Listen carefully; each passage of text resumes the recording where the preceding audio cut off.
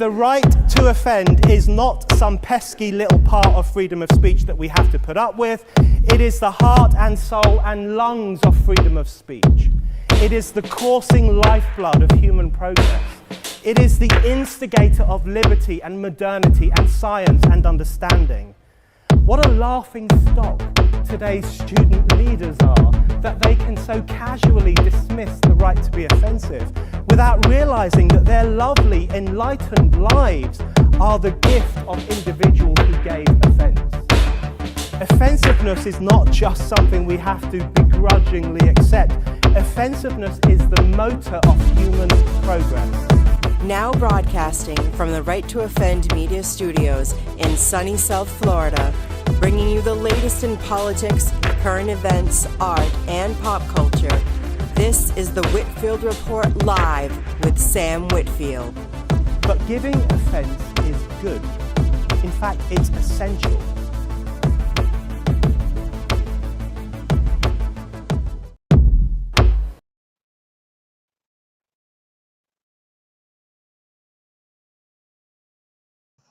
You're muted, brother. Of course, it wouldn't be the Whitfield Report if I wasn't, muted to start off the What a show. noob. Yeah, it do be like that sometimes. But as I was saying, someone made the observation to me that our voiceover assistant in that clip, which is Maxine, has now become one of the co-hosts. So that is an interesting observation, and I still cannot bring myself to change the intro for right now. I'm sure I'll get around to it hopefully before next year, but welcome. Sometime in the next decade. Yeah, I mean, listen, Max is still part of the show, even though he's not here.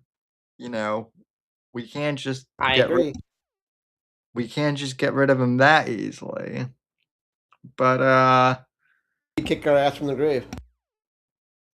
yeah, I'm pretty sure he would. But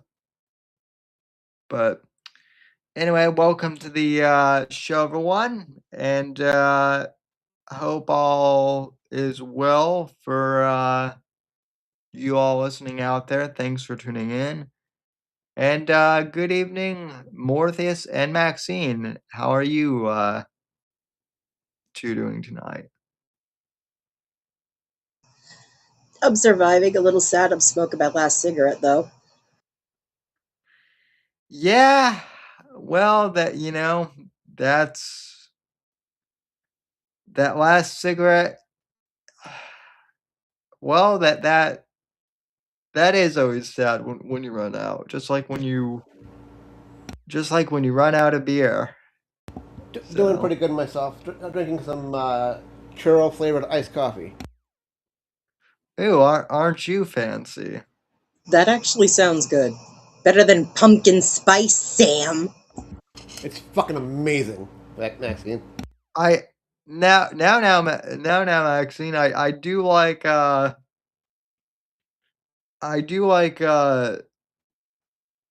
caramel coffee too. The other flavor that I currently have from the same maker is cookie dough. So which brand of coffee do you have? Do you have more? In other words, who do we need to like?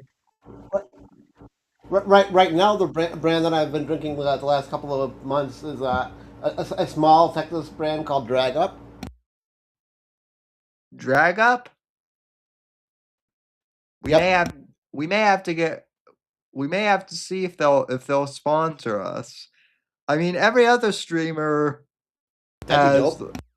every other streamer has like a white has like a white label coffee uh sponsor, right? So why don't we have one? We should definitely get one at some point. We should show the books, and then we should show coffee. Absolutely. And speaking of showing the books, do I have it here? Yes, I do. God, I hate doing this sometimes. Ladies. I got it. Vengeance in Venezuela is out now in paperback, ebook, and coming this week. The audiobook edition should be out. So Jace Miller returns to take his war against the cartels to Venezuela, and this was Max didn't get the chance to read this book, but this was his favorite character in the Shadows of Deception universe. So go buy a copy and read it, or else he'll haunt you. And Guaranteed to raise your penis size. Yes, guaranteed to raise your penis size, and I'm also told that there may be Jason Miller erotic fan fiction out there too from some of the ladies. Is this true? I don't know. Rule 34. Rule 34. Well, now I'm going to have to try and go and find and see if this exists. Well, if there's one thing I've learned, Maxine, it's that if anything exists, There's is rule porn 30 of it. everything. Porn of it. So yeah, there definitely is Rule 34. So anyway though. So in regards to tonight's topics, we do have a few we have a few topics to cover. The first being this Democrat primary race in Michigan, which has gotten a little bit of coverage, and it's been trending on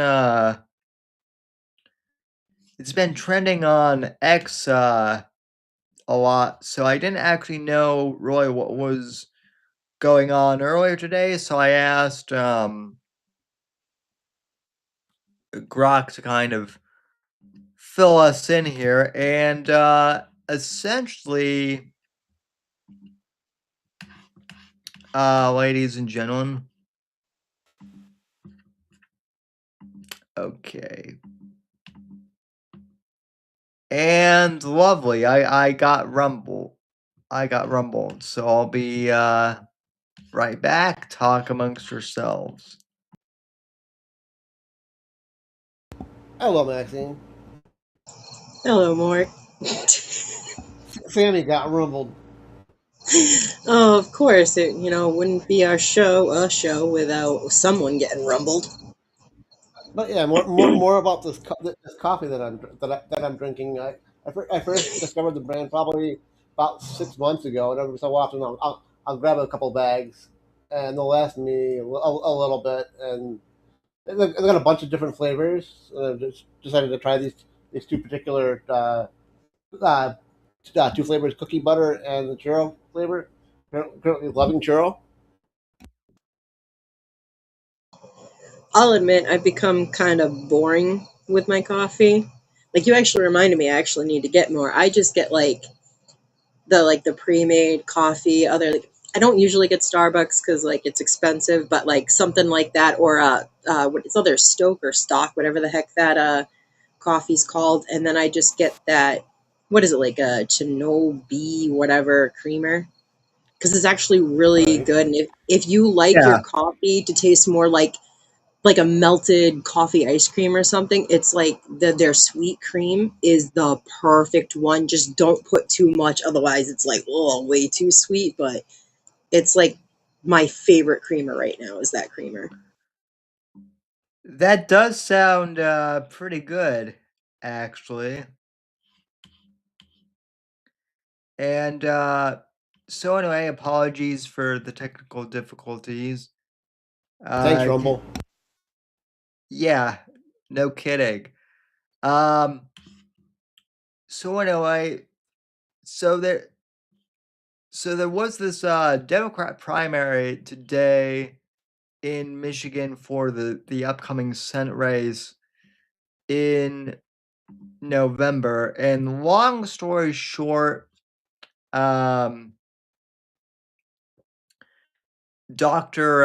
Abu El Sayed nearly defeated Representative Haley Stevens, who is the establishment Democrat in Michigan's August 4th, 2026 U.S. Senate primary, winning roughly 48.5% to 47.5% with Mallory McMurrow, who suspended her campaign but remained on the ballot at about 4%.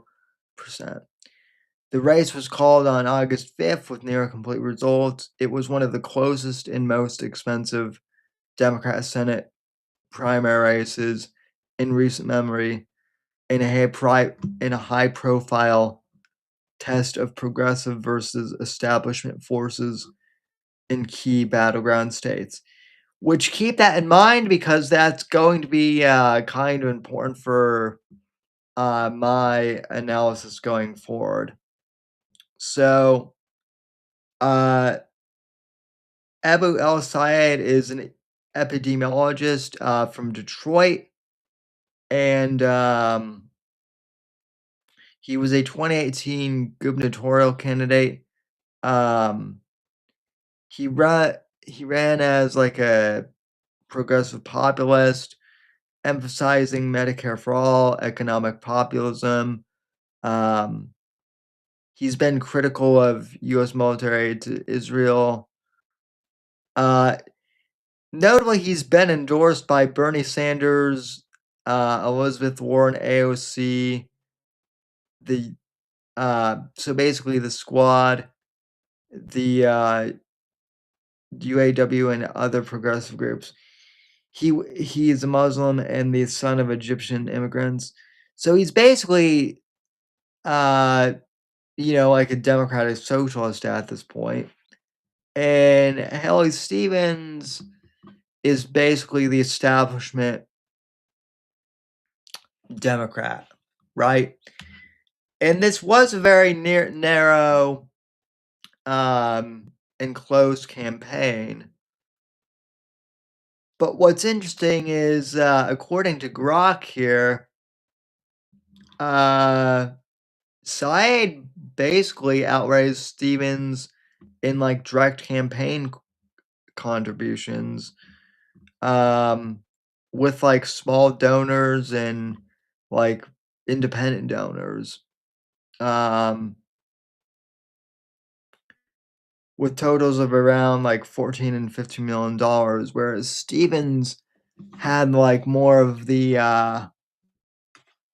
the big like Democratic PACs backing her, and he really targeted like a lot of the out of control bending of the established Democrat Party, which I think is very interesting, and it kind of goes to a point that like that Charlie Kirk brought up before he died, which is that like a lot of younger voters, they're not even so much like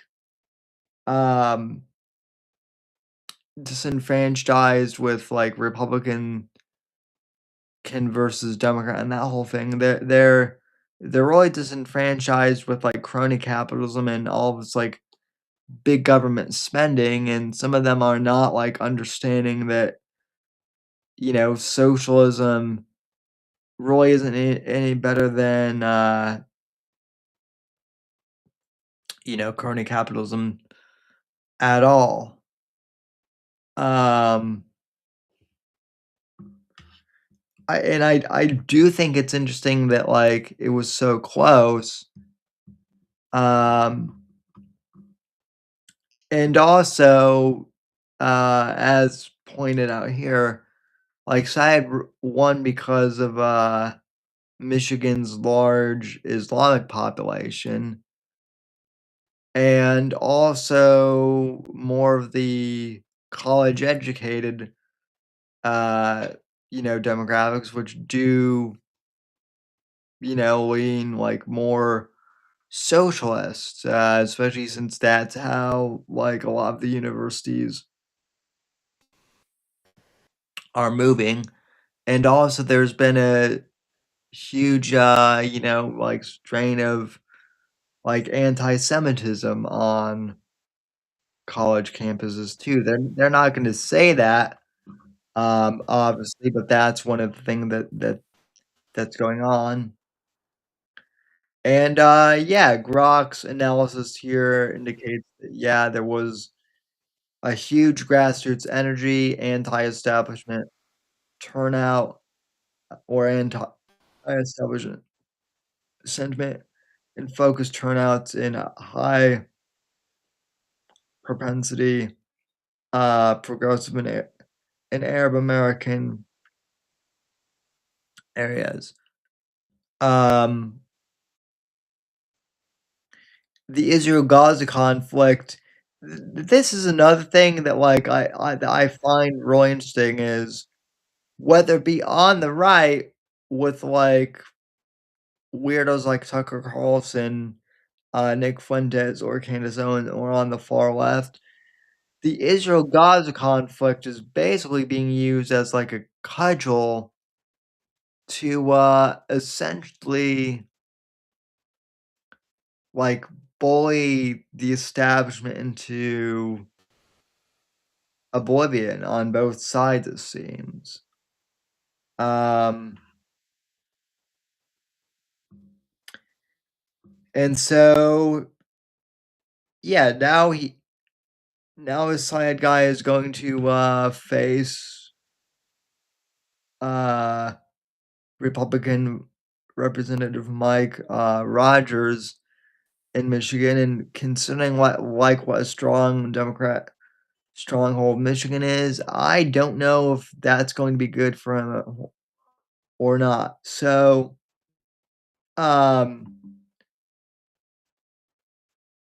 like I was saying, we've seen this with, like, Mamdani winning in New York, for, the mayor's race, and now we're seeing in Michigan. Basically, woke is dead, and, like, the establishment Democrat Party is cooked. They have no idea where to go. And so now we're just seeing, like, basically flat out, you know, like, soft communists taking over the Democrat Party. Because basically the Democrat establishment hasn't, they're focused on so many niche topics like the whole LGBTQ thing that they've forgotten about things like the economy and, the cost of living and stuff like that. And so now Kitchen table issues. yeah, and so now their constituents are basically, turning to basically, like, flat out socialism without understanding, like, how, bad those policies are. And, also, I think, Maxine, you brought up the point before the show too that, like, in Michigan, they're also allowing, like, Sharia law, which is not a good thing, like, at all. I don't Yeah, I saw this thing on, it was on Instagram, and it was talking about Michigan. I think Dearborn, Michigan, to be specific. Which, not surprising. I hear that is kind of one of the worst places. At least that's what Max used to say. And yeah, they just like they were having women walking around like in full on hijabs, like where only the eyes are showing, and like they're making people do that here in America where women don't have to cover up. It's not against the law for us to, I mean, some women choose to show themselves off a lot more than I think they should, but that's their right here. And the fact that you have people that are, trying to say, like, that was rude, truck. People that are trying to say that, like, oh, it's not a big deal that they're doing this, blah, blah, blah. And it's like, y'all were fucking losing your goddamn minds trying to tell me and every other woman that voted for Trump that we were going to have our rights taken away if he was president. Now, since he's been president, I can't tell you one motherfucking right that I have lost. I have not lost one fucking right, either times he's been president. Nobody can. I've never Even been, lefties can't. yeah, I've never been told how to dress. I've never been told that I have to have a male, some kind of male, accompanying me when I'm walking down the street, or, you might just get stoned. That doesn't happen here. And I'm not talking about the stoned fun kind. I'm talking about like literally having them pick up giant ass rocks and hurling them at you, usually until you're dead. We don't have that happen here. That's not what happens in America. But the Muslims that are coming in, that are bringing all this fucking bullshit into our country, they are taking your rights away by telling you that you have to wear hijab, by telling you that you have to cover up. You can't have your brightly colored hair. You can't have your piercings. You can't, like, everything that, like, everything. Go ahead, Mort. I'm just saying they can't be LGBTQ and be Muslim. Exactly. I wish people would understand that like the liberals, because it's really, I'm not going to say like it's all Democrats, because there are some Democrats that are level-headed and they do understand what's going on. And I can understand like the struggle they're going with all this fucking bullshit. But the liberals that go out with the brightly colored hair and all this stuff, and they're the loudest part, go to one of those countries and see what happens, because you're not coming back. And I'm just saying, like, they will throw you off of a building for being gay. That's not a lie. That's not something to make people be afraid. It's not fear mongering. It's the truth. Like, they will execute people for being gay. There are, some cases where it's like, if a woman gets flirted with, the husband can like beat the crap out of her or kill her. If a woman gets raped, well, she's at fault 100%, and yep, can get killed for it. We don't do that kind of shit here. So why are we letting all these people in that do bring that and want to bring that law here and want to destroy our country like that, when we are a country that was based on fucking having freedoms? We have the Constitution for a fucking reason. And you want to bring these people in and take all that away? Y'all are fucking stupid. Yeah, so I did actually Google, or I should say, I did actually ask Grok about this. I asked, are there Sharia law areas in Michigan? And Grok did respond, no, there are no areas in Michigan or anywhere else in the United States governed by Sharia law as an official legal system. Exactly. Not as an official legal system, but if you go around and look at these places, you can clearly tell that they are trying to implement some of it in their own way. Oh yeah, yeah. So here's what it goes into. I do find this interesting. Legal reality. No Michigan statute, court, or legal ordinance implements or prioritizes Sharia.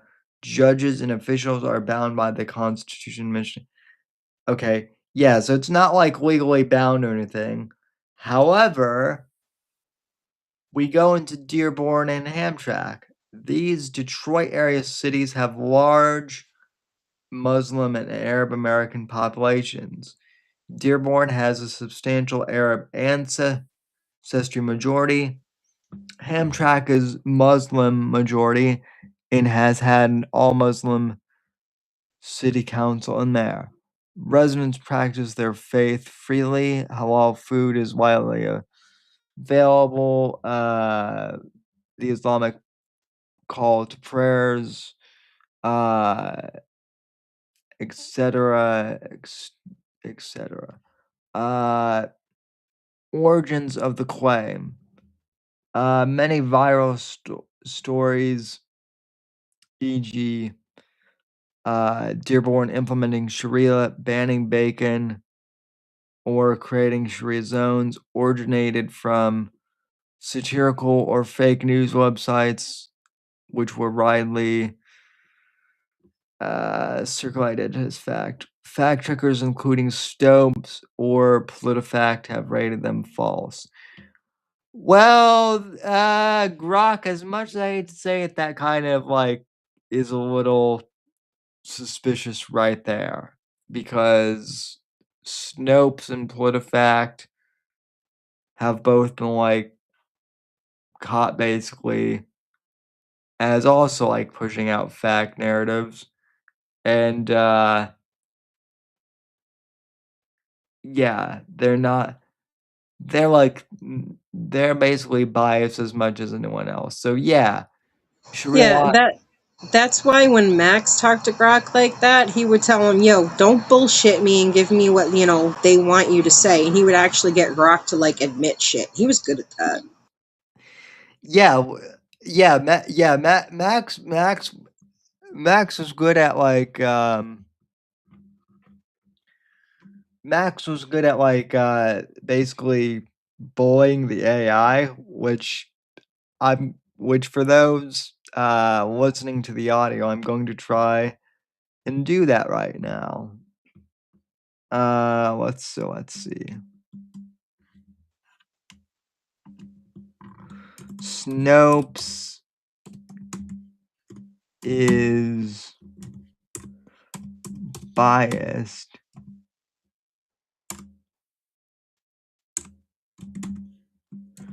our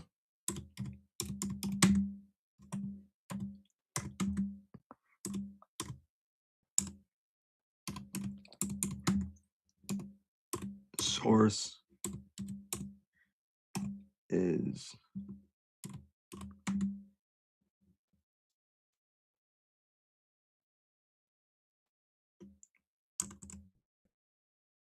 let's see what it says, or if Grok is going to give me a hard time on this. Processing my request.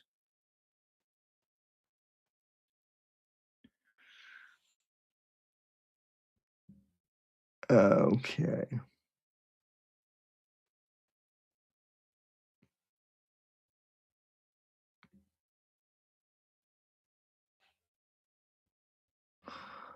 Okay, let's see here. What about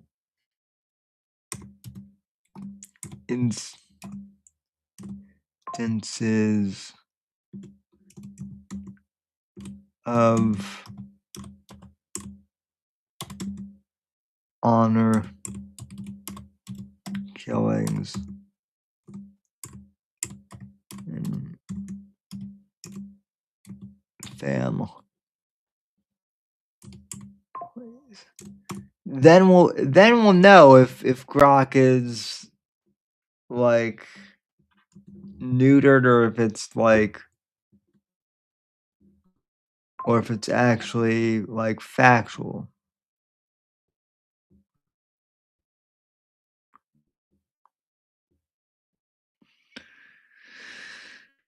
This ought to be real interesting.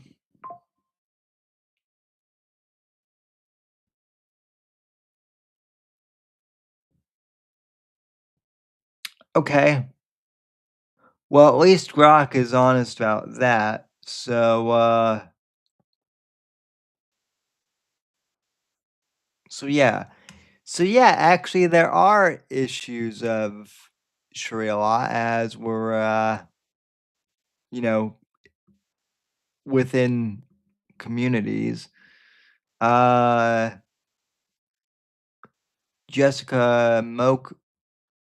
Mokdad, 2011, war and era. 20-year-old Mokdad was shot and killed by her stepfather, an Iraqi immigrant. Some advocacy groups labeled it an honor killing. Macomb County prosecutors and Mokdad's dad rejected that characterization, stating that the motive involved sexual abuse of the victim by the stepfather and her threat to expose it.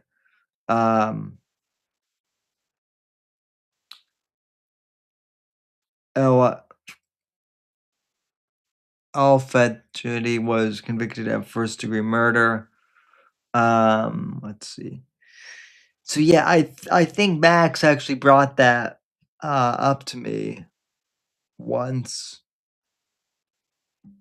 So also, sorry Did about you that. hear? Did you hear about the one where like a father actually went to a girl's? I don't know if it was high school or college, but basically it was the type of thing where like didn't like the boy she was with or some shit like that, or did something inappropriate. Literally went to the school and in front of everybody there, choked her to death because that's the kind of thing that they do in their country.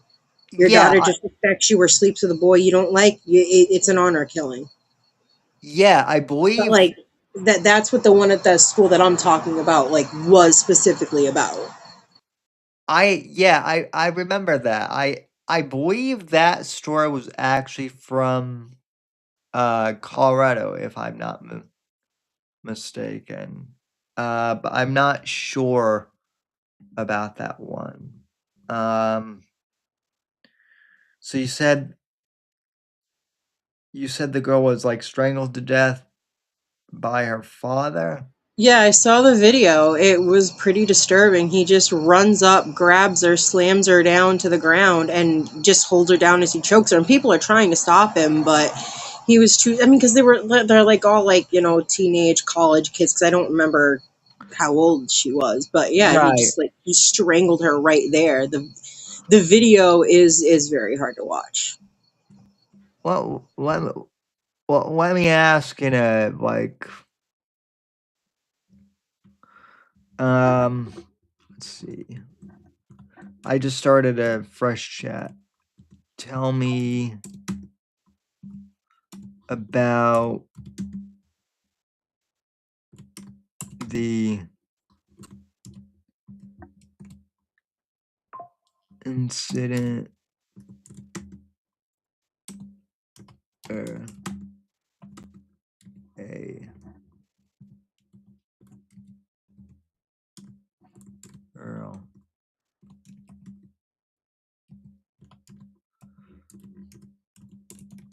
was strangled to death by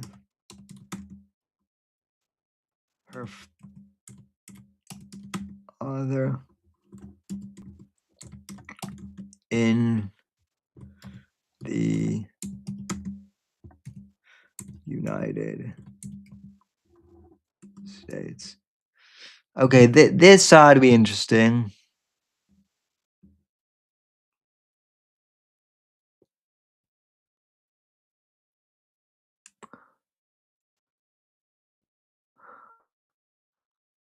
Yep, I think this is what you're referring to. A 25-year-old Pakistani American woman was strangled to death by her father on July 6, 2008, in Clayton County, Georgia, near Atlanta.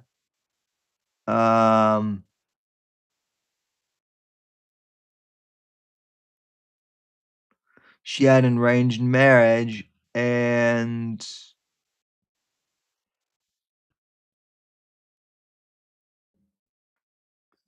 it's saying that she was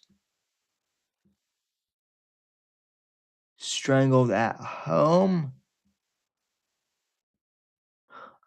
Oh, this might have been the one that you were thinking of, Maxine. A more recent high-profile related incident, not resulting in death, occurred in October 2024 outside Timberline High School in Lacey, Washington. Iraqi Muslim parents were accused of attempting to strangle their then 17-year-old daughter, identified as Fatima in some reports, in what prosecutors described as an honor-killing attempt after she refused an arranged marriage and sought help from school staff amid alleged abuse allegations and threats. Bystanders intervened. The father was caught on video choking her until she lost consciousness. They faced attempted murder and related charges. The father was ultimately convicted of assault and unlawful imprisonment, sentenced to 20 months, and the mother of a lesser offense under a year. The daughter publicly confronted them at sentencing.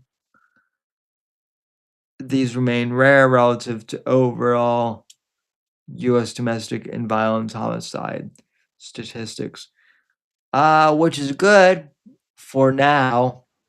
I must have like combined those two stories in my head. I'm glad that she didn't die, but my God, like that's what I'm talking about though, is you just want to do a simple thing of like, I don't want to marry who you want me to marry. I want to marry someone on my own, and they come and choke you Yeah, for disobeying. Like it's messed Less up. than you were saying more. less than 2 years for attempted murder. Yeah, yeah, that's wild. Well, and that gets back to my overall point. Like to me, it is surprising and yet like also not surprising that like the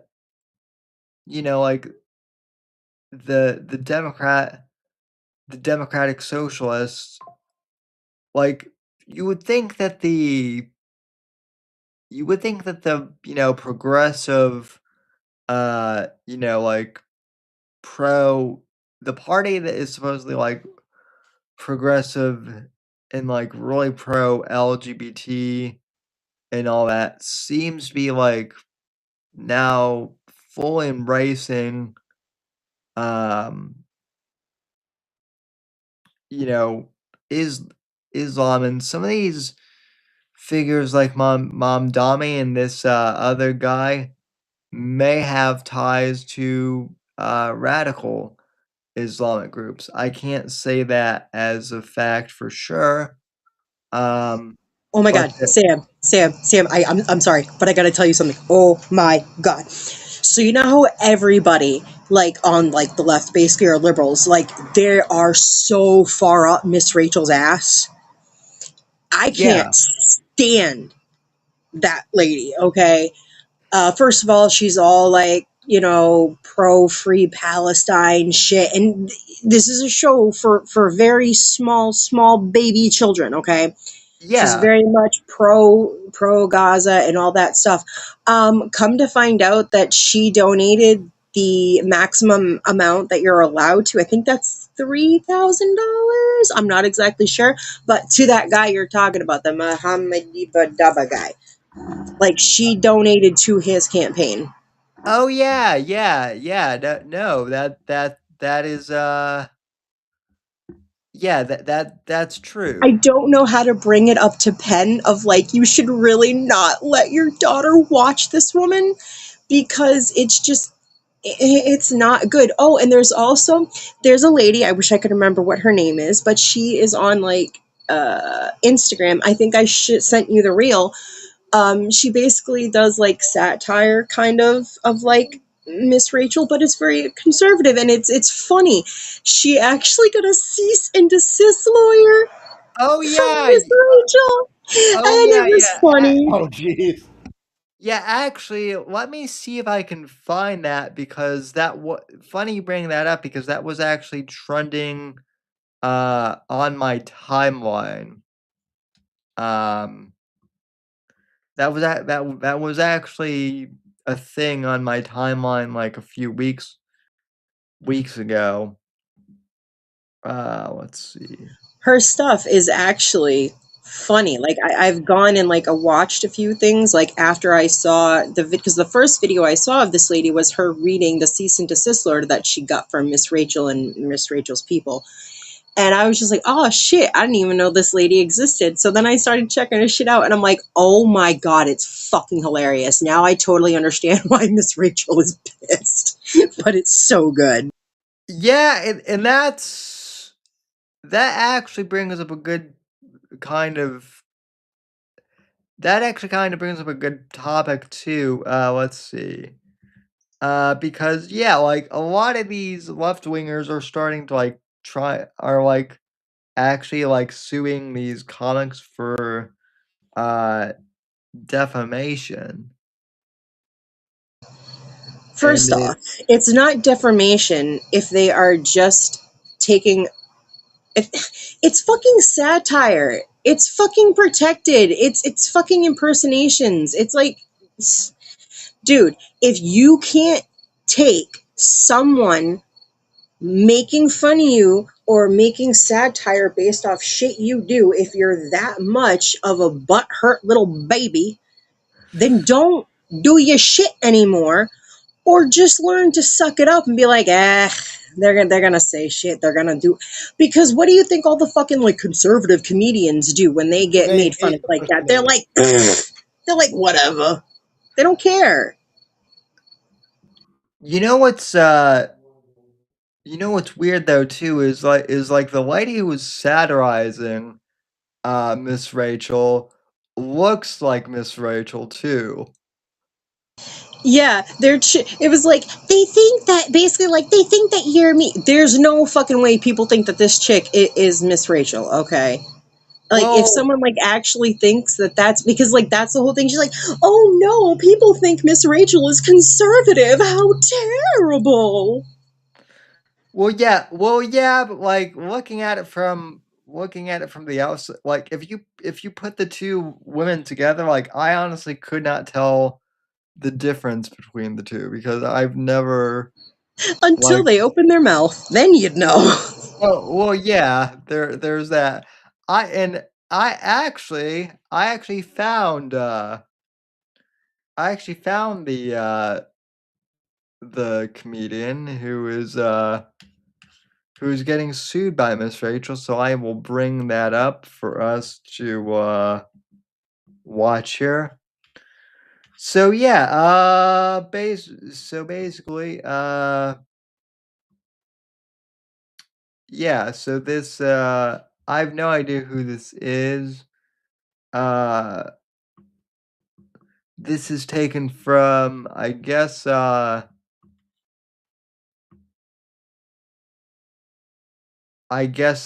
Instagram, but it's White Squirrel Magic is the comedian and yeah. She says that Miss Rachel is suing her. So good luck with that. Let's Well, it finally happened. I got sent a cease and desist letter. For those of you who don't know me, my name is Kate Scott. I'm the comedian behind White Squirrel Magic. You may have seen Brandon Tatum react to me, or maybe Riley Gaines. We went viral, and apparently that's illegal. Let me read you what this says. Dear Miss Scott, this firm represents Rachel Accurso. I guess that's her full name. In connection with matters involving unauthorized impersonation and misuse of likeness. It has come to our attention that you have engaged in conduct that may reasonably cause confusion regarding identity and affiliation. People were actually thinking I was the real Miss Rachel and thought she was conservative. That's a W for her. She should be thanking me, right? Such conduct includes, but is not limited to, the use of similar tone, I'm done, delivery style, and mannerisms associated with our client's established persona. I'm an impersonator. I'm getting sued for doing a good job. Accordingly, you are hereby directed to 1. Immediately cease and desist from any conduct that imitates or replicates our client's persona. 2. Remove any contact that could reasonably be interpreted as impersonation. 3. Refrain from any future actions that may cause public confusion.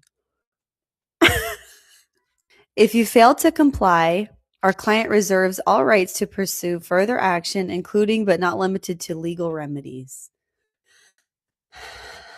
Please provide written confirmation of compliance within 48 hours of receipt of this notice. Here's my written compliance. Come on now. Parody is protected, y'all. No one's above satire, okay? And to the liberals wanting Miss Rachel to sue me, I wish she would. Bye, friend. You can't fucking claim that you own a way to talk, okay? Because I'm sorry, Miss Rachel, but there have been children's shows that have been around for many years. Can you say many years? Yes, this voice has been used for entertaining children since I don't know fucking when. You can't sit there and be like, you can't talk like me. You can't talk like that to children. What the fuck? The dawn of TV. Yeah. I mean that baby talk voice like has probably been around since like, you know, since like the dawn of humanity for, you know, for all I know, since you know, we've been procreating and, you know, I mean, it's just populating the earth and stuff like it's so that. funny because it's like she said, parody is fucking protected, satire is fucking protected. Nobody is fucking above satire. I mean, look, it like I can understand like someone might be like, oh, well, I really don't like that they did that. That's fine for you to feel that way. You can be upset about it and be offended. That's perfectly fine. But the person still has the right to do that. That's the point. It's like, you know, it's freedom of speech, not the freedom to not be offended. You're gonna be offended. There's nothing, dude, there's not a way to deal with life where you're not gonna be offended by something. So it is so ridiculous to be offended by some of the most idiotic things. Why can't we just let each other fucking live our lives without shoving everything down each other's fucking throats? And I don't think you're absolutely right. And I think that that's what's so funny is I don't think that that's what people. Well, let me rephrase this because our audience gets it, and everyone here gets it. But I don't think the you know, the slow people or the people in the back, I don't think they understood that that was what basically Max's whole point of like right to offend media uh was and is when he started it. He wasn't necessarily like trying to like purposely be edgy and like go out there to offend people. Well, he might have a time or two, but like the overall point of right to offend media is that like yeah, you can be offended, but you can still say whatever and suck it up, buttercup, basically. Yeah, freedom of speech goes for everybody. Everybody's protected with freedom of speech.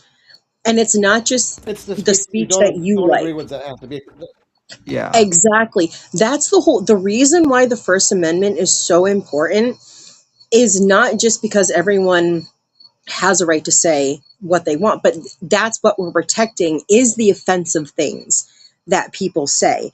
Protecting that right for somebody to be able to state their opinion that other people don't agree with, but they're still allowed to talk about it. They're still allowed to voice it. They're still allowed to discuss it. Just because you disagree with somebody doesn't mean that you have to start like some kind of war against them and shut them up. That's what fascists do. Oh wait, that's Yeah. right. They don't actually know what fascist is. Oh, sorry, forgot they didn't know. Yeah. And so it's funny that you bring up that Miss Rachel backs this side guy's campaign because that I googled the Miss Rachel satire and lo and behold, what do we have here? A campaign contribution d by That's Miss the exact one that I saw, and I knew that it was real because of that little fucking thing right up there. and and holy and holy shit, more I think more so it's a perk up here. More pop quiz. Are you awake, sir? I am here. Okay. Who do you spy That's next? motherfucking Hassan Piker. He can suck a dick. That's the dog abuser.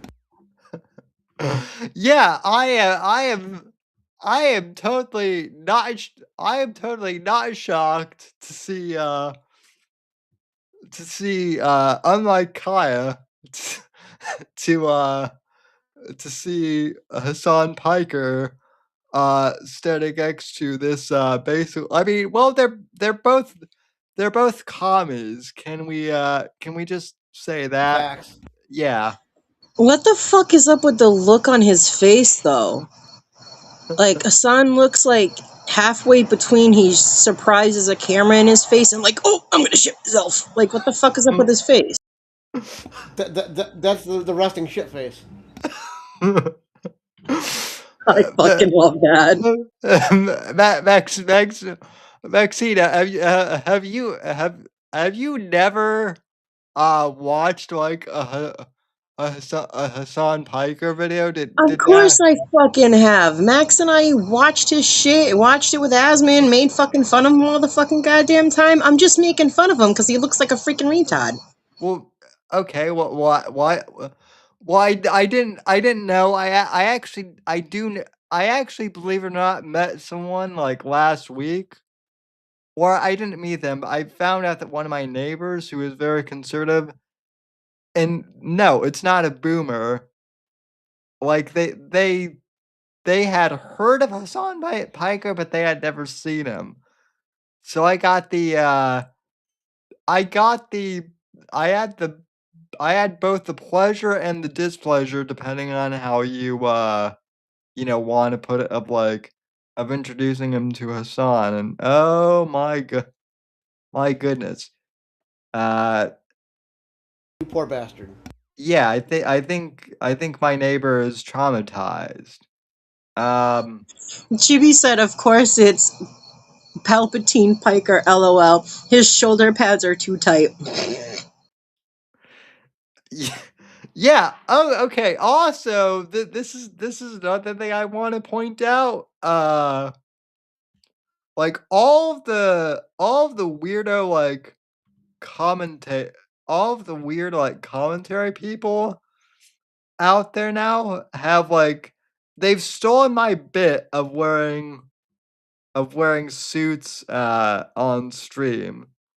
Nick started by stealing it, and now both Hassan and oh Sneeko. Now they're both Nico the Cucko. now Hey, at least Hassan isn't wearing those hideosis fucking sweaters that, like, not even Bill Cosby would wear, because come on. well, I mean it's not wintertime yet, Maxine. give it time, and I'm sure that the hideous sweaters will reappear.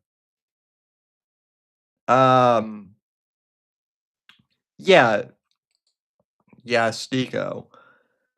So yeah, have the communists like taken over the Democrat Party?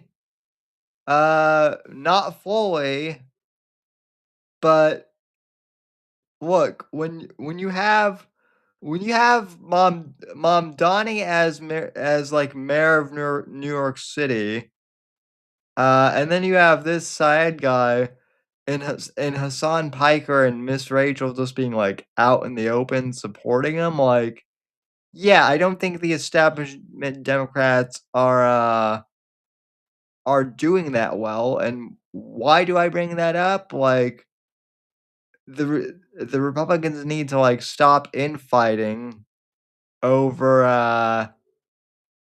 like whether or not uh Charlie Kirk was shot by a magic bullet or whatnot, which I guess is what Candace Owens is now claiming. Like, yes, we're literally going for like magic bullet theories now. Oh, speaking of Okay. that,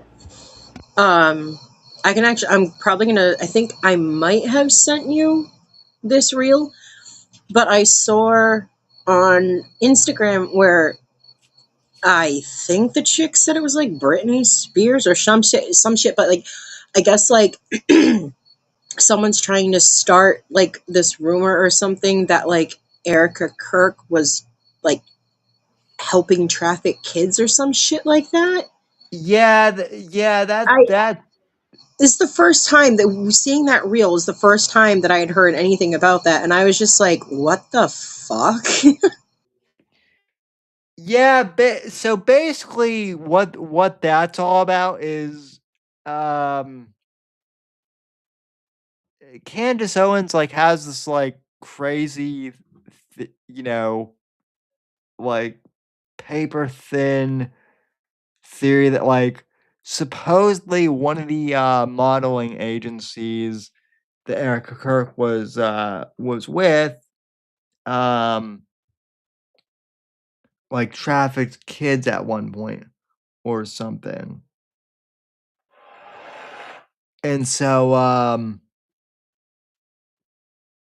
like because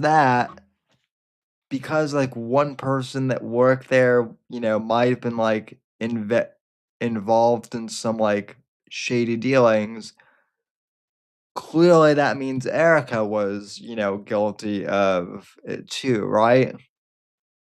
In Candace's bird brain. She might not have known anything about it. I mean, apparently there was a lot that again, this goes back to me saying I think Erica was wrong for lying about her past. I think she was wrong for trying to hide it.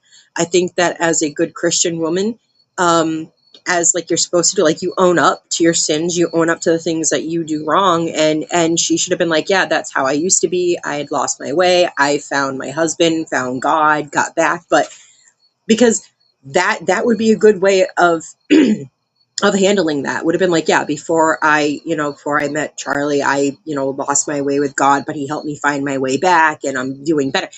I would have a lot of respect for that. Instead, she tried to hide it, sweep it all under the rug, and a lot of stuff came out. And apparently there was a lot of stuff going on, like even when she was younger, where there was like shady stuff going on and some of the stuff that she was involved with.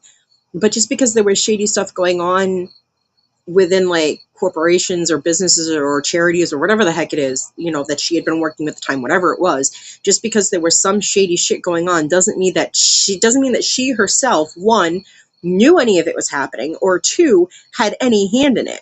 I mean, I wish I could remember specifically what it was, but Max and I watched this so long ago. Right. But she was young. She was like basically like just like the face of like this thing that she was doing with, and like they did shady business. But it's like she was basically like, I think she was like sort of teenage years, and she was just used as like the face of whatever it was. That doesn't mean that she was involved with the shady shit. That just means that like they use the pretty face to distract you from what they were doing, and she probably just didn't know any better. Right, and also, like, and also some of these organizations are so big that, like, uh, even if she was part of, like, a large organization that was involved in shady stuff, like, the people that were, like, directly connected to her might not have, like, even been aware of some of the stuff, if that makes Right. sense. They tend to compartmentalize those types of things within an organization. Yeah.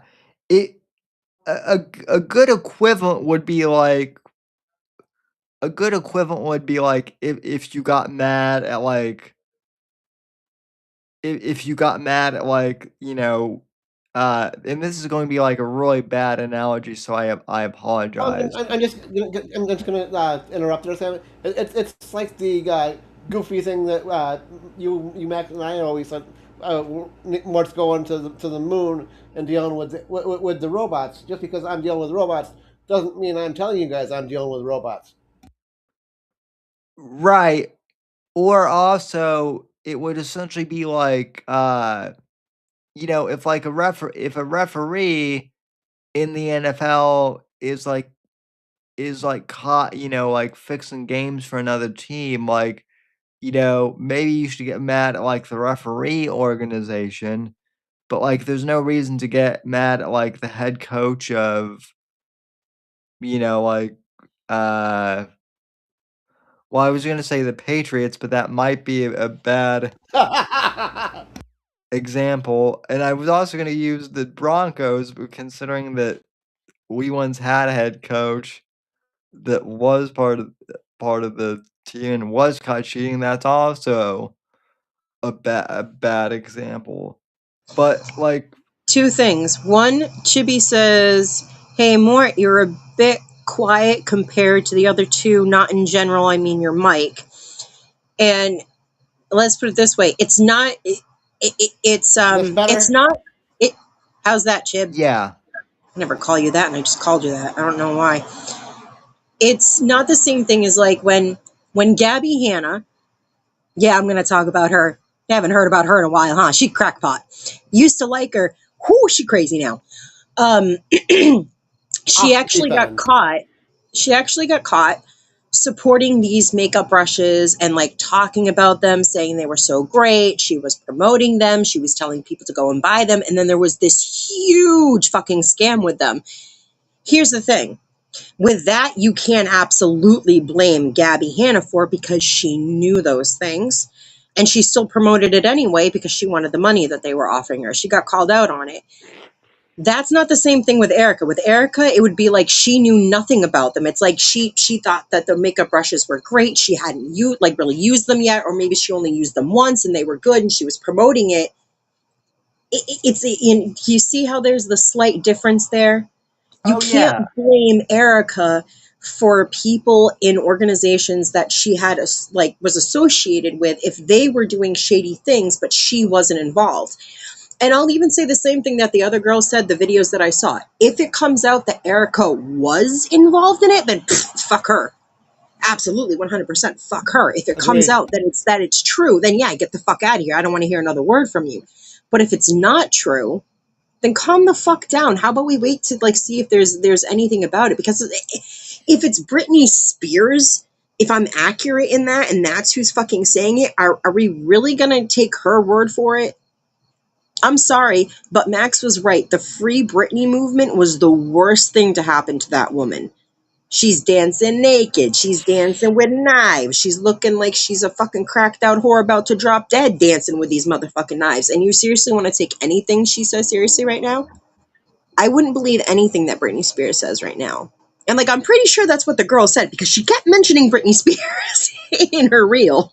She also said that she thinks Britney Spears died long ago and they cloned her. So that Yeah. kind of threw me off a little bit. I was like, wait, what? That was the only weird part.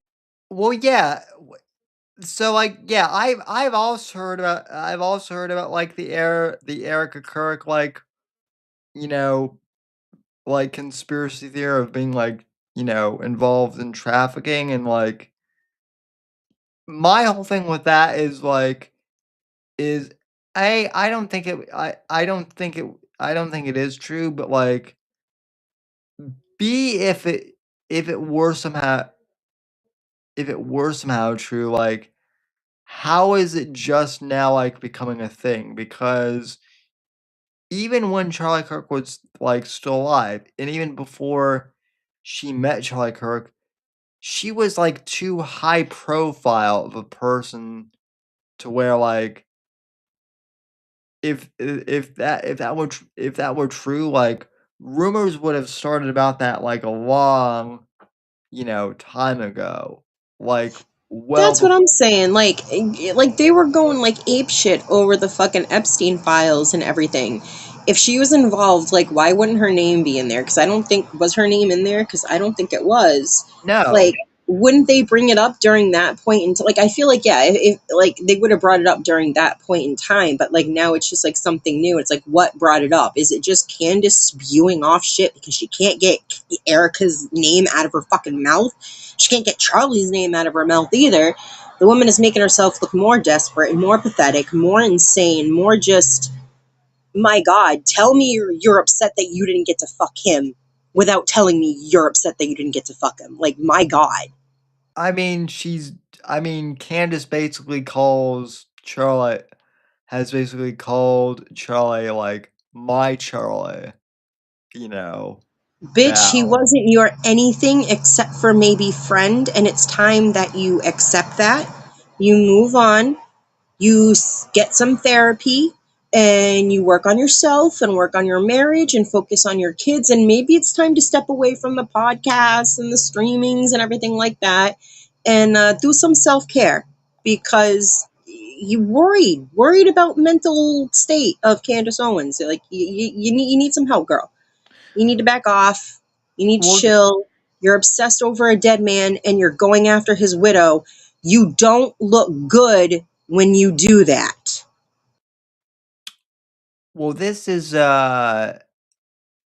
well, this is something that like Max was talking like, and I both talked about like a lot, especially like unfortunately like close to around the time like right before Max died. Um, we're if Candace weren't famous like at all, we would definitely be treating her like, she has mental health issues and she might need help, right?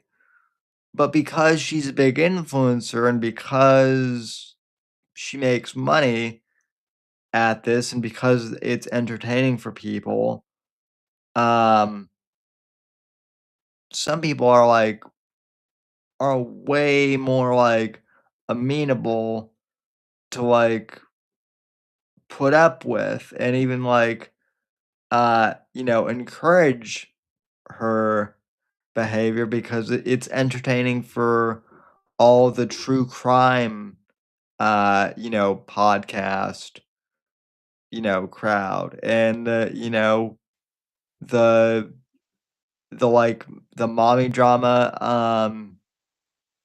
you know like uh like hidden romance crowd.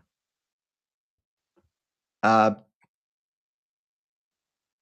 like if basically what I'm trying to say is if Candace weren't like a celebrity, I don't think anyone would be like even tolerating her uh doing any of this stuff. But who wants to listen to me with 20 years of experience in podcasting? Who am I? I only have 800 and something subs on YouTube and counting though, so go and subscribe. But anyway, so that's all I have on the democratic socialism thing. Any final thoughts on that topic? More or Maxine? Anyone? Not really. I think I'm good on that. Alrighty then. Well, we can close that topic out then. GB in chat said, I see Sam's eyes glazing over while you talk about makeup. Wait, listen. I try not to, but like I just have to I have to nod my head and pretend to understand. Um. The only makeup I understand is guy liner. Yeah, I mean, I understand that too. So, Oh, what? You mean you don't know about foundation? And yes, I am a former wearer of guy liner. Didn't know that. Wait, you mean you don't know about foundation and concealer and highlighter? Nope. You don't know about all oh, that stuff? oh, I, Maxine, I'm straight. I mean, I know, I know what those things are. I But just, barely. but, but barely. And I know that some women can't wear them because of of allergies and whatnot. So Yeah, or sometimes it's just because your face, your skin, your face is just like going through fucking puberty and shit, and you break out. You fucking put water on your face and you break out with acne. Yeah, yeah. uh, yeah. I'm not gonna get into it. There's a bunch of shit that they've made now to help with that shit. So we're doing good nowadays. We got some good products. Well, no, and it is good from what I understand that that they do make products that don't have so much filler and crap, um, in them. They don't test it on animals anymore. They test it on James Charles.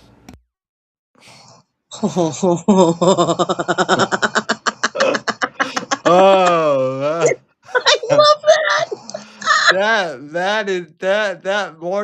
that was a kill shot. So, As uh, intended. yeah. What else are we talking about? Well, Chibi, I am glad you asked because um flock cameras. I don't know about either of you, but I've been hearing out those flock cameras nonstop lately, which is Same. funny because I don't even drive, at least not yet. And so and I'm pretty sure Mort doesn't either, and yet, I don't currently drive, but I have had my license for the last 26 years. uh-huh. Yeah, I just don't have a car. so even us cripples are, are hearing out these, flock cams and all the rumors. And, supposedly there's all this speculation that, that there's going to be, advanced facial recognition and that, I've heard all sorts of rumors, ranging from, they now, 4K It's that gonna be can China. yeah, and, Well, I mean, if they're gonna start making cars that use facial recognition shit, why wouldn't people be afraid of that? I saw this video of this lady that was saying she rented a car and it was one of the newer cars, and the lady that gave her the keys was like, "Oh, it's one of the new cars. They got the camera, blah blah blah." While she was on I think it was highway, freeway, some shit like that. The car stopped. She was pressing the gas, wouldn't fucking go. And then the notification came up that said, "Please sit up. We can't see your eyes." So she's like, I slouched the slightest bit because I've been driving a lot and the car just stopped, would not go middle of the road until she sat up straight and then the car would go. And it's like, that's fucking dangerous. What if that happened not when she was already starting to slow Dangerous as down? What if fuck. that happens when someone's going 60 miles an hour and they slouch slightly? You're just going to make the car fucking stop and cause a pileup? Hey.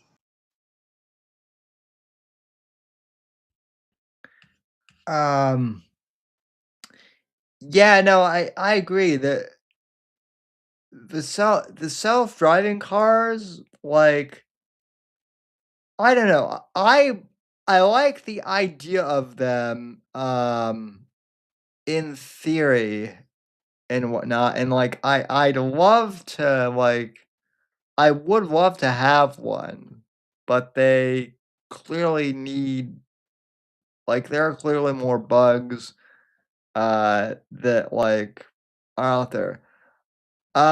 More, I Yeah, actually don't know. I don't want to be a beta tester. Well, Sorry, go ahead, like, Sandy. well, that's actually, like, well, since we have 2 cripplemen, like, I am curious, like, what your thoughts on, like, self-driving cars are as a whole. What, Like it what Funny. for me, the process of getting my license. go ahead.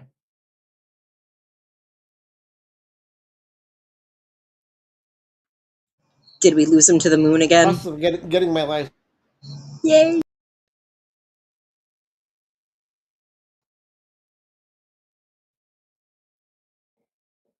Back to the Future promised me flying cars.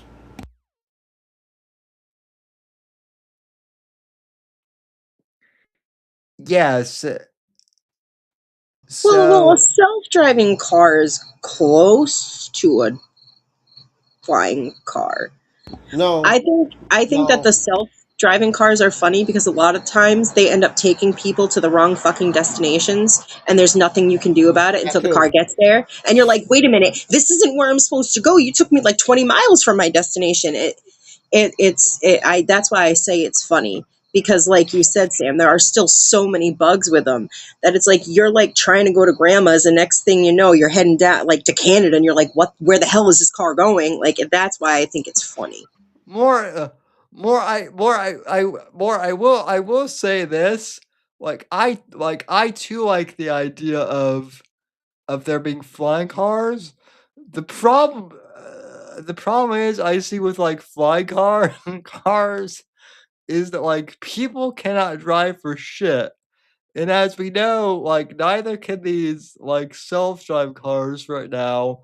So my concern with, like, flying cars is that if flying cars existed, there would be, like, a fucking 9/11 happening, like, every single day. Like, I'm Probably. not. Again, it will not be like Back to the Future, unfortunately. No, it never is. I mean, like, hell, you know, when my parents were kids and the Jetsons were a cartoon, like, they had, like, they had, like, robot vacuum cleaners as, like, an idea in, like, the '60s, and yet people's Roomba, can't even, like, robot vacuums have been out for, like, 20 years, and they still can't clean, for sure. For sure. So Chibi in chat says, also imagine someone ran out of gas and dropped out of the sky. Speaking of robot vacuum cleaners, did you see the topic a couple of days ago that as of some date in the near future, they're going to uh, uh, label them as some type of spy equipment, unless specifically uh, regulated through the U.S. government, something like that.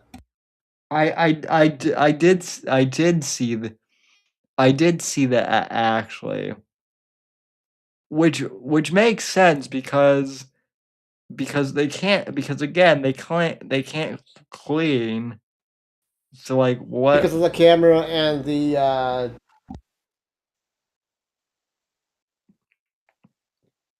And the sensors, yeah.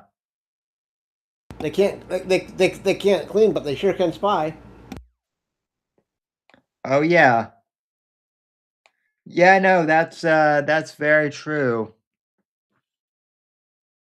But anyway, yeah, I actually have an article here from friend of the show FX Reagan explaining all about the flock cameras. And dang it, we lost more again. Um Bummer. And so we and for those who don't know, FX Reagan is a fellow author in the thriller genre who I've known for a couple years, has been on the show, but more importantly, he is both a former Baltimore police officer and a former FBI agent as well. So he knows his stuff when it comes to this type of stuff. And well, he wrote a post at the end of July that is titled What the Flock is Up with These Cameras? The Truth About License Plate Readers, which again, we've been hearing about these nonstop, so very timely, I would say. And so I'll just read this kind from the top. Maybe it's just social media, which we all know is a sort of parallel universe, but the debate over flock cameras, generally known as license plate readers or LPRs, is a hot topic. Most of the action appears to be on the anti-flock camera unit, with concerns over privacy being the topic of concern. Full disclosure, my own time as a let me bring more back in. And okay.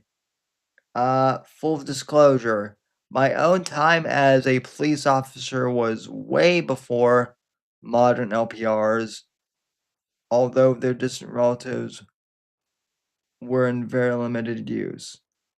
They were sometimes used during investigations when I was in the FBI, but the data came from local police on a case by case basis. Flock Safety is a private Georgia-based company that is the largest supplier of LPRs to both the police and private entities. They also make video surveillance equipment, drones, and other devices, as well as software that runs the equipment. You can review their comprehensive website here, which I'm not going to go to yet. There are some other big name contractors who manufacture LPRs, including Motorola and Axon, which is the body cam and taser company. But Flock is the big dog. Now here's the important part. What do they do? LPRs, RLPs, I'm kidding sort of. They basically just read license plates. At least that's what the original LPRs did. Bullshit. They also capture the vehicle's release details such as make, body style, color, and other characteristics like trim, roof racks, etc. Some of this is through DMV records. More below on that. What they don't do significantly, and it seems like more you have some pushback on this. they don't capture facial images, nor do they do facial recognition, which is a huge misnomer, Yet, especially in the so-called deflock movement. More on them below too. They're also not used for traffic enforcement like speeding, sure. red light running, or toll collection. Those are completely different systems in a different, though maybe related, debate. Personally, for reasons I describe, I support the supervised and audited use of LPRs, and I don't support traffic enforcement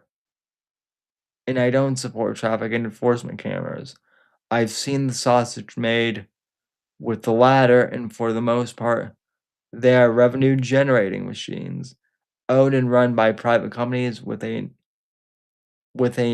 nod and wink to law enforcement.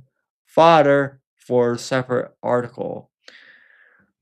Sir, if you're listening to this, write that article because I'd love to hear that perspective from a law enforcement perspective. Facts.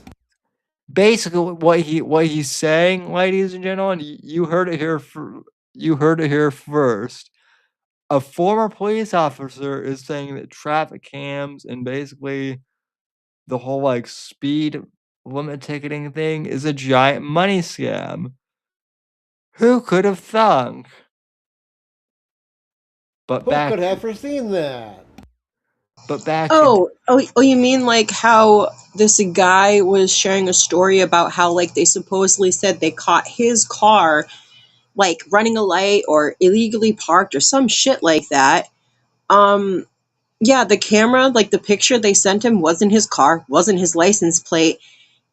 He didn't even live in New York, but New York is still sending them, these tickets for this shit because the camera caught him. And he's like, the camera's fucking wrong. You know it's wrong, but you're still sending me this. And it's like, yeah, because they just want the money. They don't care whether it's right or wrong. They just want to be able to tag somebody with something and try to get money from them and try to get away with it.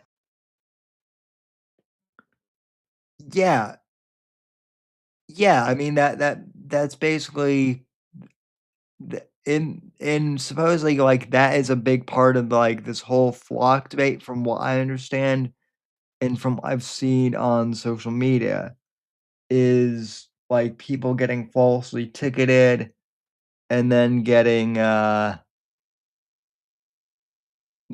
having to like pay for it, which it You know what my favorite story is? I'm sorry I cut you off.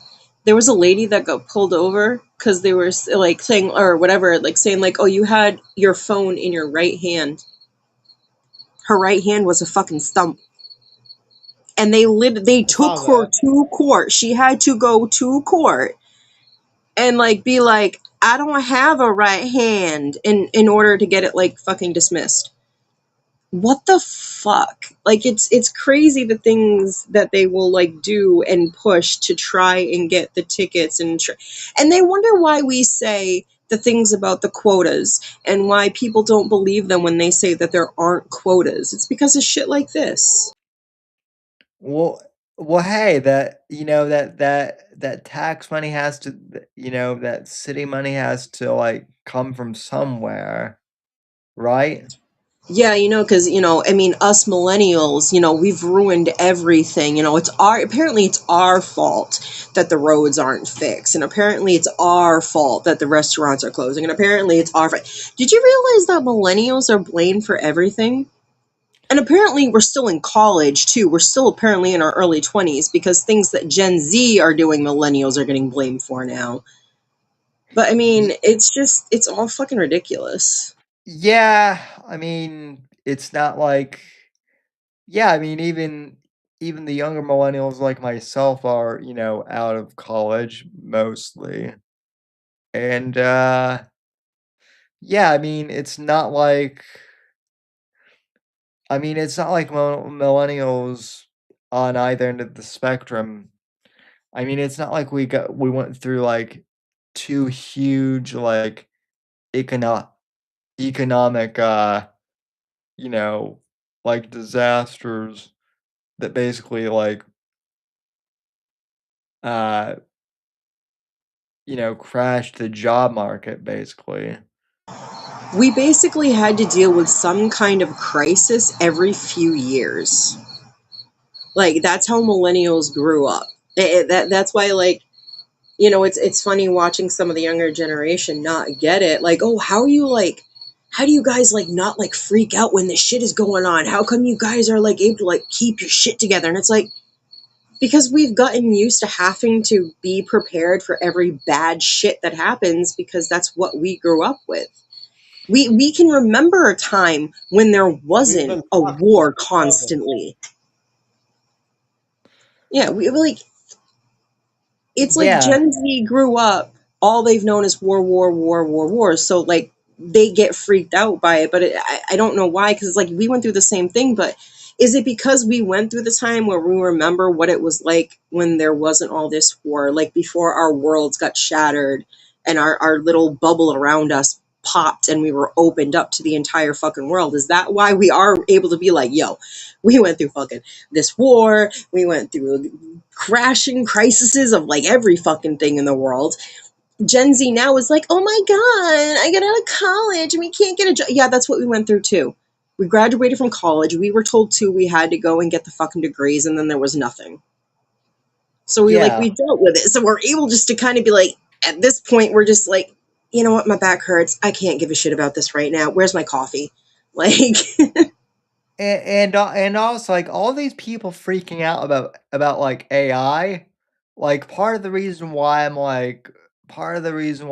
gung ho for basically the adapt or die approach is believe it or not, there were the same fears that people had at like the same fears that people have about like AI right now are the same fears that like literally like 20 years ago now people had the same fears about like believe it or not this thing, the iPhone and smartphones that I'm holding up.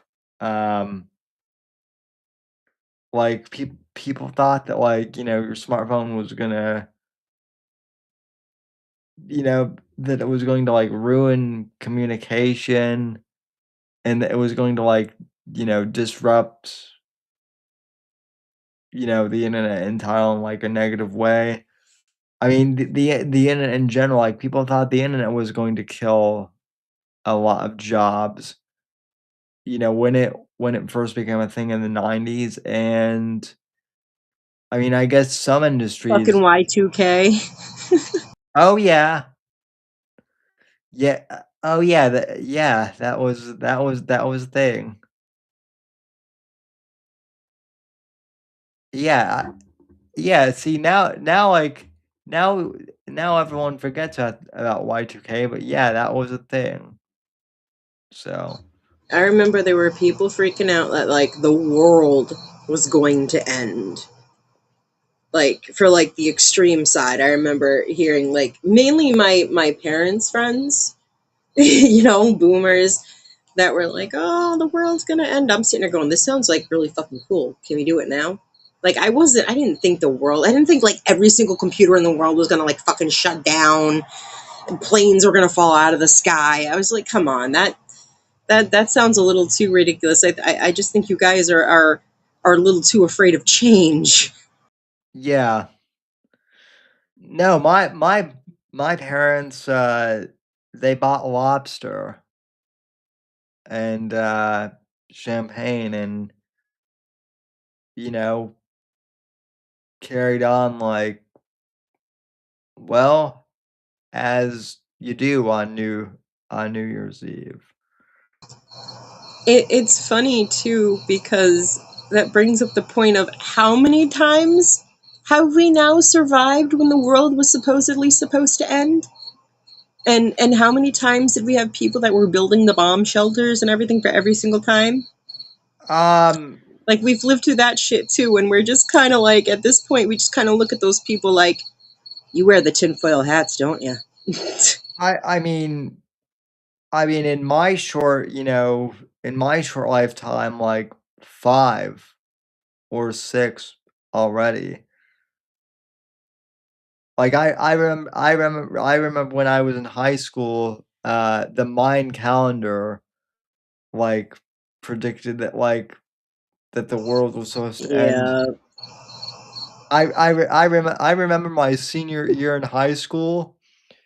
The Mayan calendar had like predicted that the world was supposed to end on like December 21st. For like I c- no, I can't. It wasn't December 20, 20, 21st. It's something like changed so many times. But basically, like, my point being is, like, there was one of the dates that, like, one of those calendars, said that was, like, the end of the world, and it was a school day, so, like, a bunch of us seniors basically ditched school because "This is days. stu" we were like, "Well, this is stupid, but hey, if the world is gonna end today, like, I don't I don't want my last minute, in civilization being in, some boring classroom, basically." And so, yeah, good times. But, anyway, we got way off track here, as we do on the show. Back to the article. Next is License. influence. I'm telling you. Yeah, I mean, he's not like I said more. He's not ever leaving the show. Truly. Um, but yeah, license plate readers are not exclusively used by law enforcement, though that seems to be the biggest area of concern. Some 5,000 law enforcement agencies employ them, along with 6,000 communities and 1,000 businesses. The latter two use them for security of their facilities, including preventing theft and identifying persons who are prohibited from being on the property. Going forward, I'm generally talking about the law enforcement use. How they work. At the simplest level, police deploy X number of the LPRs at strategic locations around their jurisdictions. It's usually at the entrance points into the city and county, as well as in areas with crime problems. When a vehicle that has been entered into a database hits the camera, police are notified of the information and location. Usually, these vehicles are stolen, driven by wanted persons, missing persons, or persons of interest in other legitimate law enforcement investigations. The cost is approximately $2,500 per camera per year. What what database? It gets complicated from here. Rule number 1 is that individual clients, the police department in this example, owns the decision what goes into the database, and they own the data. It can be unique to that jurisdiction or can include neighboring and other jurisdictions. These are individual decisions by individual jurisdictions. Many and most jurisdictions include the National Crime Information Center, data that includes wanted and missing persons, and stolen property. What level of decision making happens about what data is included varies too. Some jurisdictions might allow the chief or sheriff to unilaterally run the systems. Others might have additional civilian oversight. how they don't work. LPRs don't track your vehicle per se. It hits the camera, and there's not another hit until you hit another camera. Now, cops aren't stupid. They know since way before PRs how criminals traverse their jurisdiction. If it looks like a wanted person or a stolen car is headed out of town or towards an interstate, they head that way and did so pre-flock. When you hear about a crime on the news and how police spotted the vehicle, this together with the flock cameras is often how. According to flock safety, LPRs are responsible for helping to solve 20% of crime across all jurisdictions where they are deployed. In some areas with high crime, it's much more. They claim 10,000 missing persons were recovered last year. You can see those claims here. About AI.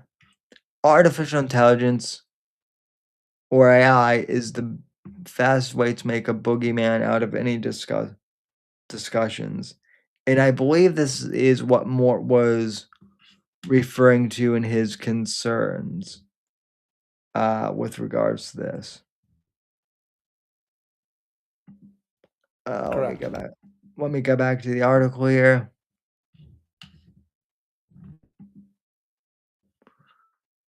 Let's see. Yes. Depending on how it's used, AI can be a threat to privacy. But I think people discount how AI has been used in many areas of their lives for years, and not in a negative manner. Google, spell check, Spotify playlists, etc. are all early versions of AI before we called AI. Which is the kind of point I made in my own article last week. Law enforcement agencies can employ AI with flock LPRs and other products. Often, this is by integrating 911 data, investigative information, and other holdings into the system. If you want to go deep on this, you can read the products here, yada yada. But as always, the client police department in this example controls what goes in and how it's used. The default setting for keeping data in flock is 30 days, although departments can adjust this. Privacy concerns. This is the sticky wicket for many people. They envision LPR as an invasion of privacy, tracking them in everything they do. And I've seen articles claiming that they violate both the Fourth and Fifth Amendments to the Constitutions. I think, and again, ladies and gentlemen, this is a former police officer talking. I think this is nonsense. Every state requires you to have a license plate that belongs to that state to operate a vehicle on state roads.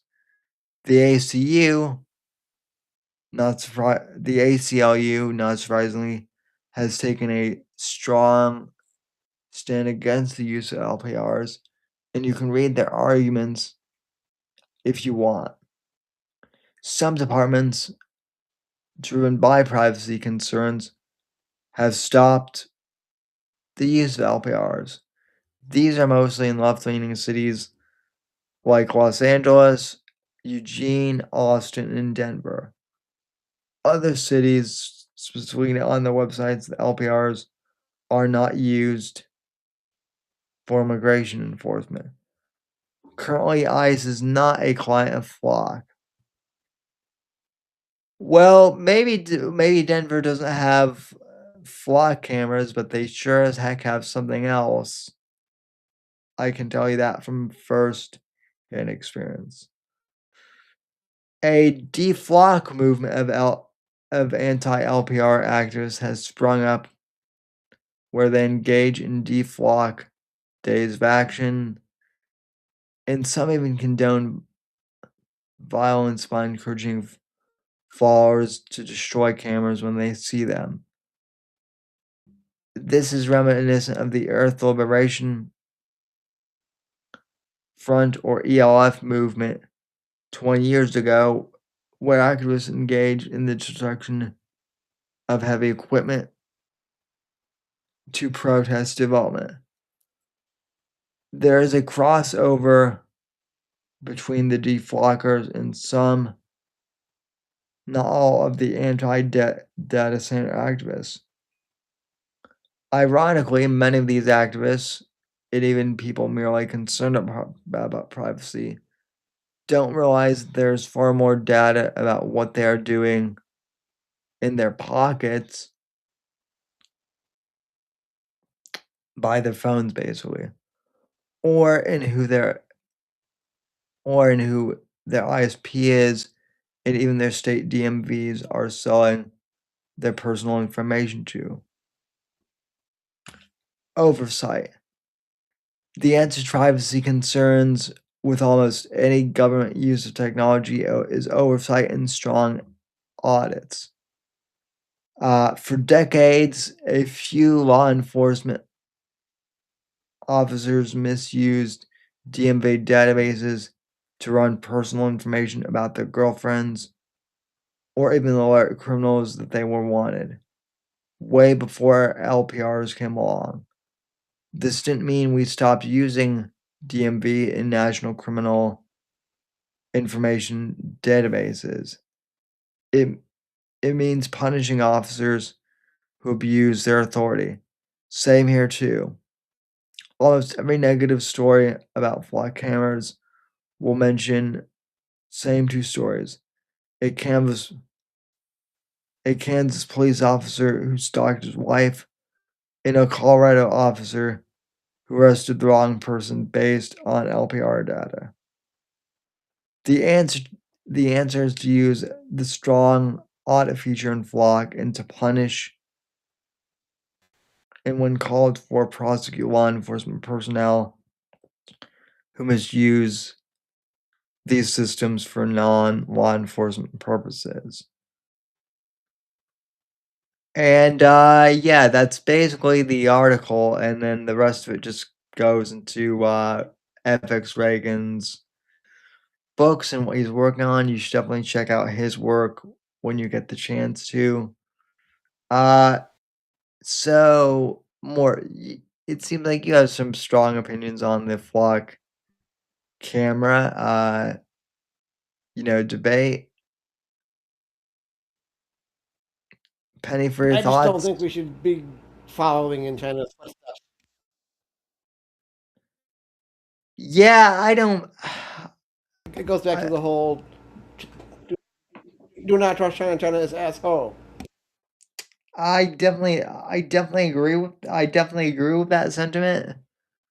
But like, I also think that like by that same token, like Google, I definitely think that like we shouldn't be like letting Google have like massive data centers in China. By that token either, but they're there Right. anyway. Um, like, yeah, I definitely get people's concerns about like flock cameras.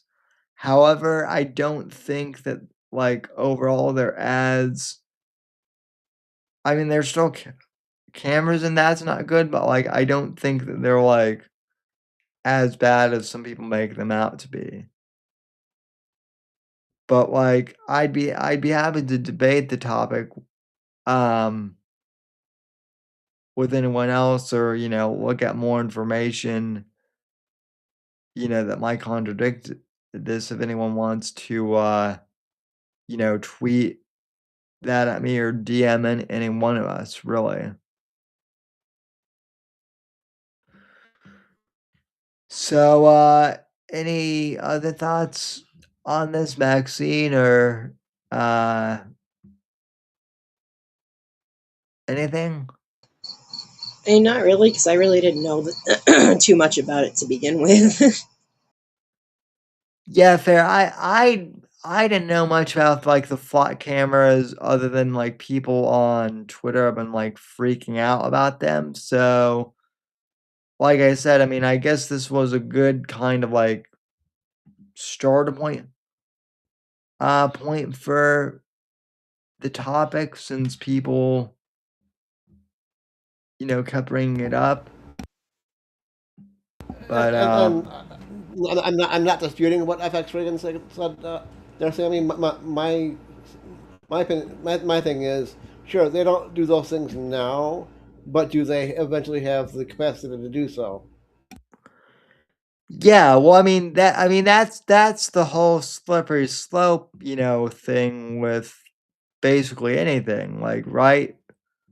Like You know, specifically, my way of thinking is, do they have the ability now or in the future to be able to literally nail people for speeding? right, right. Well, I mean, they have that because of those, speedometers on the road, Right. right? Which those are kind of like, weird too because those things aren't even accurate half the time. Those radar Right. guns. And my fear is that the combination of the speedometers on the road and the flock camera is the combination going to be used to nail more people for speeding and or other road infractions? Yeah, yeah, that definitely. I mean, it does bring up a valid question. Um, I've been meaning to get FX Reagan on here for a while to talk about his books, so maybe if I can get him on, like that would also be like another topic to potentially talk with him about. But anyway, well, I didn't have any other topics other than those two things, but do either of you have like any topics or just like general things of interest, that you want to bring up? I just want to Not say, not for go ahead, Mort. I'm just gonna say not for tonight, but I was gonna try to avoid the Jason Schreier thing that's going on in the games and gaming world right now, but it doesn't look like we're gonna be able to. So that'll be at least one of the topics for Friday. Don't really want to talk about it here though. Yeah, you'll have to fill me in off air once we end the show because like I kn- I know Jason Schreier is and I've like heard bits and rumblings, but like I said, it's been a busy week, so I haven't stayed TLDR is a topic that might fill an entire show. interesting. So, um Maxine, you had something you wanted to bring up? Yeah, I just wanted to say that I've been seeing a lot more on Instagram and like TikTok lately of like fellow, mainly like goth chicks or alt girls, some guys too, though. And I really am seeing how deep this whole you can't be goth or alternative and Christian thing is going. And yeah, I just want to say God loves his ravens too. And if you have a fucking problem with someone who is goth, with someone who's alt, or anything like that, and you want to like judge them and tell them that they're not Christian, you can disrespectfully go fuck yourself with a hot iron rod right up the poop chute. Because who the fuck are you to judge me or anybody else? You don't get to judge my relationship with God just because you don't like how my aesthetic is or how I like to dress. That's only between me and God. That's not between any of you. So, could we stop this fucking hate on fucking goths and stuff, and actually realize that there is a difference between what you're referencing and what a goth is, which is paganism, because goths aren't fucking pagans. Not all witches are goth and not all goths are witches. So could we just stop that fucking nonsense? Just because someone likes to wear dark clothes and dark imagery doesn't mean that they aren't right with the Lord. And if anything, it says something more about you by judging them for how they look instead of how they are on the inside. Just think about that. Well said. And I agree. It is kind of a shame though that like We stand goth chicks here, damn it. we Hell yeah. we definitely stand goth chicks here. Although I will say that it is. I mean, I hate to even bring her up because it's just so cringe. But like it is unfortunate that out of all the Christian goth chicks that are in the spotlight, that get mainstream attention. I mean, most of them are scene girls to begin with, but then Melanie Mac is the worst. I fucking knew it. I knew you were going to say her fucking name. I knew it. It was either going to be me or Sammy. Yeah. Well, is there no one else out there in the public sphere that and I get it, lots of goths are introverts, right? I get that that's the irony. Yeah, but can we set Or it straight though? Is that she didn't start off as the fucking Christian goth chick. She started off as being like the little fucking, ooh, look at me dressing as Laura Croft, showing off my tatas. And now all of a sudden, oh, that's so bad. Now I'm a Christian goth chick. So, it's not really fair because it's not like that's how she started off. She got her fucking, her yeah, base, her fandom for something else. There are people out there that are, I'm seeing a lot of them on fucking Instagram, man. There are a lot of other people out there that are goth or alternative that would be much better to look at, I mean, I even saw this one video where he was able to take a Linkin Park song and the words that are in the Linkin Park song, Jesus fucking Christ, I can't talk, almost line up perfectly with verses from the Bible. So it's almost like, if you think about it, maybe Chester used a little bit of influence of the Bible to, fucking write some of their songs. It's just, yeah, there are a lot of creators out there that are goth or alternative that are, stepping out being like, yo, God loves us too, and, spreading the word. And there are, just go look on Instagram. There are better people to follow than Melanie Mac. I mean, I'm not going to get into it. I'm not going to fucking rant on her. Sorry to disappoint you more. That's not going to happen tonight. There are better people. No, Rant. there are better people to go and follow than Melanie Mac, because honestly, she's a hypocrite. And yeah, so there's better people out there to fucking look up to, or go check out. I agree.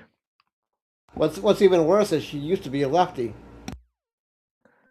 Eh, I mean, used to kind of seems like she's reverting back as I was gonna Right. say, as mostly all grifters do at some point. So, but anyway, uh, well, I know it's kind of shorter show than the usual, 3-hour fare that we have. But hey, that's good because it still is past midnight, so we have had a good long show. I think we've kind of we still managed to cover a lot. And like I said, more we're gonna talk about Jason Schreier basically the entire show. At least half, yeah. It's good. It's a big topic. Okay, that sounds good. Maxine, Sandwich Maker's still on hiatus. Yeah, for right now it is. I'm going to be talking to Chibi about it, and obviously I'm not going to be able to do like the full blown stuff that I used to do because I'm still really not staying home right now. So I don't have my computer, but I mean, Yeah. I might be able to figure out. I mean, since I can use my tablet at least like this to be able to do this show, I might be able to do something similar if I get a little help from someone else. I don't know. I'll figure it out. But for right now, Yeah. Sandwich Makers is on hiatus for right now, just until things kind of get settled out with everything that's going on. Yep. Sounds good. Saturday I'll be on Saturday afternoon. Don't know what time yet, but I will be I will be doing a live playthrough, continuing my live playthrough of The Witcher 3.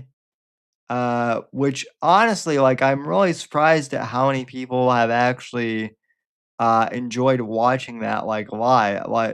It's And I'll be back skating, of course.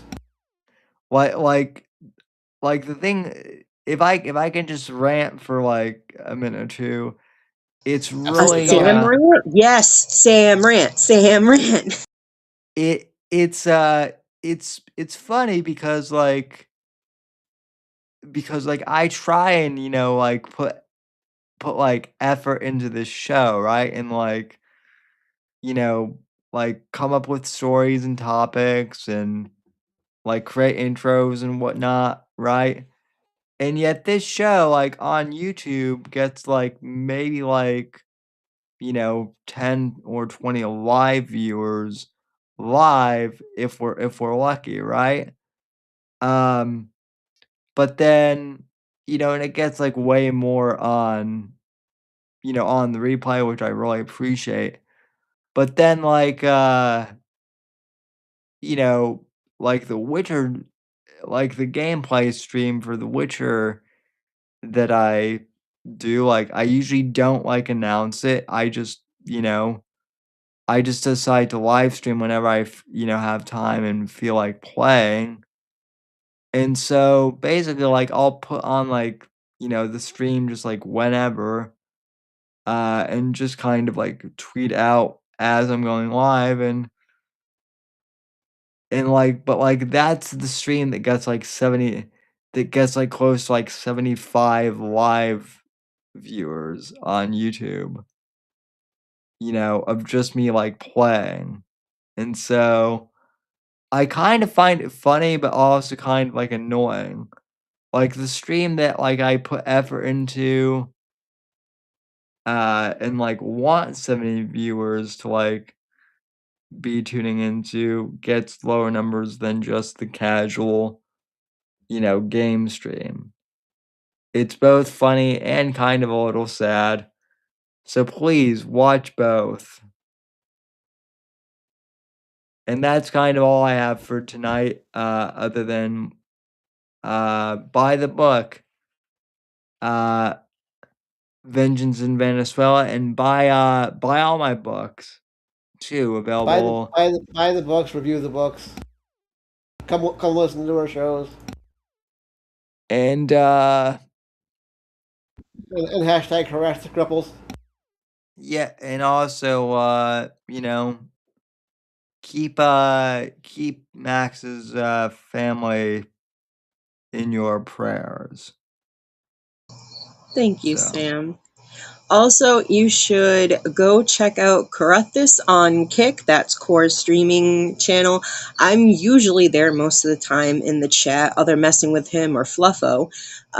So you should definitely try and go check out some of his streams. They are usually pretty entertaining. And if you're lucky, you might hear the song that I made for him playing because he added it to his freaking list. And that, I think, is so fucking cool. That's hilarious. Oh yeah, definitely go out and check Core out on Kick, and also I don't advertise this too much, but this show also multi-streams to both Rumble, Kick, and Odyssey. So if if for some reason the YouTube live stream is giving you issues, you can tune in to Kick, Odyssey, Rumble, or even X. So, or Twitter, as some people call it. And also, the podcast is available on Spotify and iTunes, so you can always listen there if you can't catch the show live. And that's about it. So I will see you folks hopefully on Monday, assuming that my guest finally is able to come on. And then we'll be back next Wednesday for another show. So thanks for tuning in, everyone, and have a great evening. Peace. See ya. The right to offend is not some pesky little part of freedom of speech that we have to put up with. It is the heart and soul and lungs of freedom of speech. It is the coursing lifeblood of human progress. It is the instigator of liberty and modernity and science and understanding. What a laughing stock today's student leaders are, that they can so casually dismiss the right to be offensive without realizing that their lovely, enlightened lives are the gift of individuals who gave offense. Offensiveness is not just something we have to begrudgingly accept. Offensiveness is the motor of human progress. Thank you for watching the Whitfield Report live on the Right to Offend Media Network. Make sure to check out Sam's books on Amazon, Audible, and Kindle. You can follow Sam on X at SamW_NGC and the Right to Offend Media Network at RTO Media. Like, comment, subscribe, and share with your friends. And until next time, God bless, God save this great nation. God, freedom, legacy.